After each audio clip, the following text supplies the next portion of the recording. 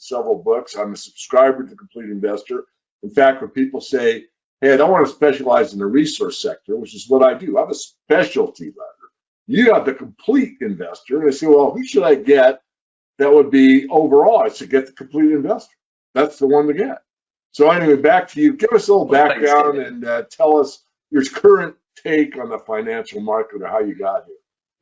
David, I mean, my current take, I think I would be repeating you. I mean, I saw The Four Horsemen, and I have to say it was one of the two best documentaries I've ever seen. And I'm not a young guy, and I've seen a lot of documentaries, and it was revelatory. It really was. That, you know, it took me longer than it took you guys that put together that film to realize what was going on. I mean, I sort of basically realized that something was up with America, that it wasn't the same thing. And I wrote a book in 2010 or 11 called Red Alert, which was to point out how fast China was gaining on the US.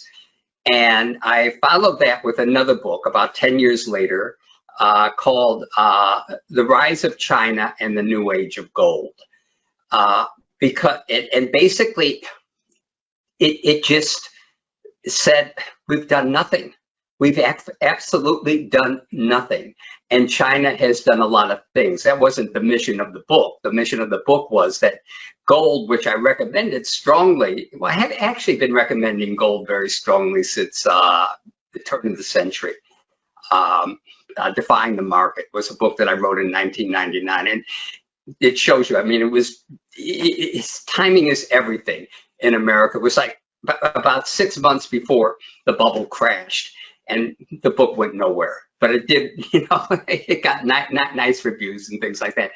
But if it had come out 6 months later, it would have been a lot better. But there, I basically said that our technologies were not going to solve the problems that we're going to face in the next century. I'm just going to tell you what I did right in the book. I'm not going to mention anything that was wrong. So don't get the idea that I did it was a perfect book, but it wasn't. But, you know, one of the things it really focused on was that the technologies that we had at that time, they're basically the same technologies we have today, except today we're a little bit faster. We're not up for dealing with the problems we were likely going to face in the 21st century, which were resource scarcities. And you just couldn't face them with, you know, the internet and the information technologies were not the kinds of things that were going to do it. We were doing a little work with fusion. We still are. We were doing work with superconductivity.